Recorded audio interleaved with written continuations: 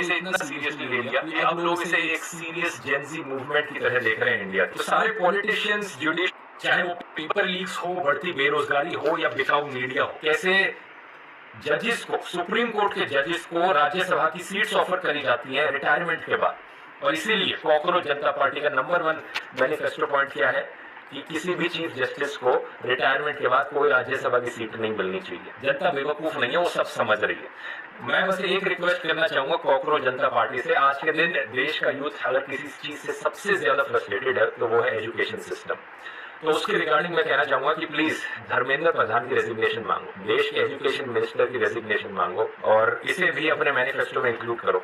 और मैं ये बदले में मैं भी कॉकरोच पार्टी का मेंबर बनना चाहूंगा। ये जो आप पीछे देख रहे हो ना, ये कोई मजाक नहीं है, ये सीरियस स्टफ है। ये कुछ ही दिन पहले हमारे chief justice of India Suryakant ने बोला था कि हमारे देश के यंगस्टर्स जिनके पास काम नहीं है, उनमें से कुछ मीडिया में चले जाते हैं, कुछ सोशल मीडिया में चले जाते हैं, कुछ एक्टिविस्ट बन जाते हैं, कुछ आरटीआई एक्टिविस्ट बन जाती है। ये सब कॉकरोच के समान है। जब तुम गटर बनाओगे ना देश को, तो कॉकरोच ही बनेंगे वहाँ पे। तो बस सोशल मीडिया पर अब देश का यूथ जाग गया है और कॉकरोच जनता पार्टी बना दी गई। इतने परेशान है, इसका अंदाजा इस बात से लगाया जा सकता है कि 2-3 दिनों में ही ना 20,000 से ज्यादा लोग इस उम्मीद के साथ साइन कर चुके हैं, इस उम्मीद के मेंबर बन चुके हैं। अब इस पार्टी का कॉन्स्टिट्यूशन पढ़ो, इसके रूल्स पढ़ो, इतनी सीरियस बातें हैं जो हमारी पॉलिटिकल पार्टी इसको कब की लागू कर देनी चाहिए थी। ये देखो 5 पॉइंट एजेंडा, कोई भी चीफ जस्टिस किसी को भी राज्यसभा सीट नहीं मिलेगी पोस्ट रिटायरमेंट में। Second, protect every legit vote, अगर एक भी लेजिट वोट डिलीट होती है तो चीफ इलेक्शन कमिश्नर को यूएपीए के अंडर अरेस्ट किया जाना चाहिए। 50% रिजर्वेशन फॉर वुमेन, सबसे इंपॉर्टेंट, इंडिपेंडेंट मीडिया, नॉट गोदी मीडिया। कोई भी अगर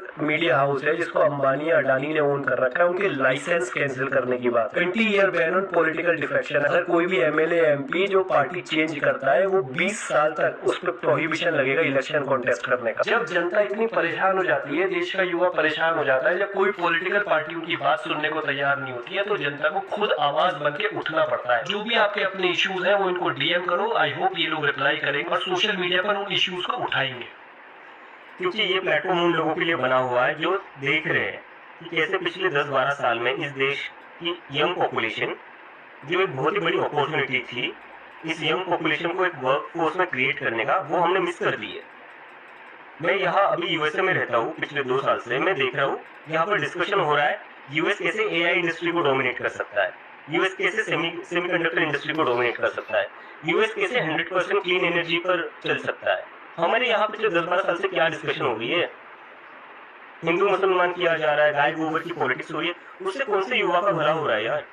किसको क्या मिल रहा है उससे? अगर उससे किसी का फायदा हो रहा होगा तो ठीक है, लेकिन मुझे कोई एक चीज बता दीजिए जहाँ पर हिंदू मुसलमान की डिस्कशन के बाद कुछ अच्छा हुआ हो।